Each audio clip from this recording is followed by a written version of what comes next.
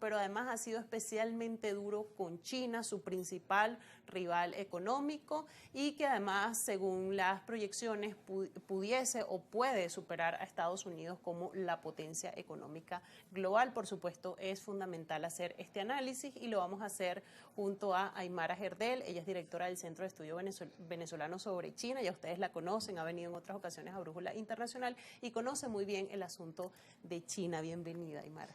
Bueno, muchísimas gracias por la invitación y es un placer acompañarlo. Gracias a ti por acompañarnos, y además qué bueno que estás aquí para ayudarnos a entender este tema, porque se habla mucho de el asunto de los aranceles, pero desde esta visión más occidental, más norteamericana, estadounidense, pero es importante, por supuesto, analizar China y la respuesta tan inteligente que los chinos han tenido a esta embestida de Donald Trump. De hecho, escuchamos a altos representantes del gobierno chino con mucha calma, ¿no? Muy propio de lo que es la diplomacia china, y decía incluso el presidente Xi Jinping que la economía china no era un estanque, sino era un mar, ¿no? Y esto refleja un poco lo que significa China, el peso específico que tiene para la economía mundial. Hablar un poco de esto que hace Donald Trump de subir casi a un 200% los aranceles a China, algo que es improbable, que no tiene básicamente sentido, de qué manera esto puede impactar a la economía mundial, y revisar de qué manera China toma esto, ¿no? Sí, lo importante acá es comprender algunos hechos históricos y las causas de algunos acontecimientos. En este sentido, es importante señalar que en la actualidad China representa, según cifras del Fondo Monetario Internacional, cerca del 18% de la economía mundial. Pero esto no siempre ha sido así.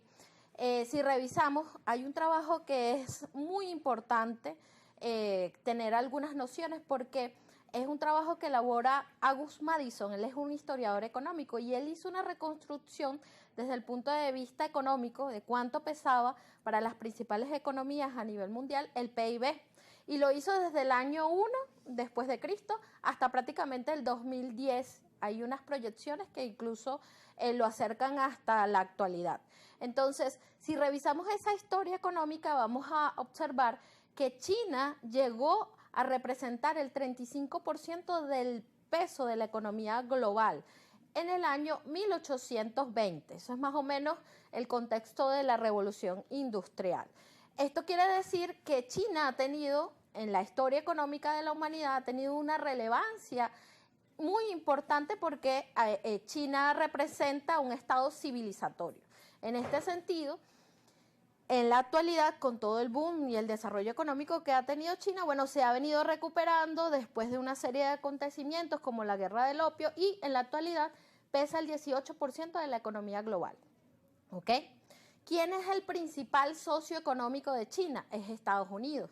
Si revisamos qué es China, en la actualidad es la principal nación comercial, es decir, es la nación que exporta más bienes y servicios en la economía global, ¿ok? Adicionalmente, es la segunda economía a nivel global y la primera por paridad de poder adquisitivo desde el año 2017. Es decir, si revisamos cómo es el intercambio comercial entre China y Estados Unidos en el marco de este conflicto, porque esta es el origen del conflicto y las medidas que toma el presidente Trump, tenemos que el comercio total de China con el resto del mundo es más de 6 billones de dólares. Sin embargo, cuando revisamos la relación comercial entre China y Estados Unidos, tenemos que es más o menos 688 mil millones de dólares. Esto quiere decir que es el principal socio comercial, como ya lo había mencionado, de China. Ahora, ¿qué tiene China con Estados Unidos? Bueno, China tiene una balanza comercial a favor de más de 360 mil millones de dólares. Esto ha generado un descontento no solamente de la administración Trump, segunda administración, sino ya en la primera. Ya en la primera lideró lo que todos conocemos como la guerra comercial, pero ahora ha sido como una versión mejorada de la guerra comercial que se planteó en el año 2018, y en esta nueva etapa, bueno, se aplican estas medidas arancelarias. Cabe destacar que la economía de China y la economía de Estados Unidos es profundamente interdependiente, es decir, no la puedes separar de un momento a otro, sino todas las cadenas de valor de los bienes y servicios que exporta Estados Unidos, bueno, están vinculados de alguna forma con China. Y eso es así porque todo el proceso de globalización procuró que fuese de esa forma. En este sentido, ¿qué ocurre?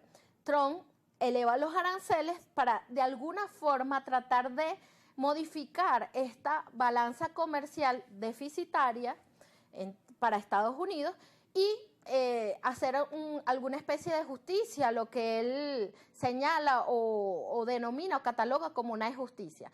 Fíjate que la teoría de Trump o la ideología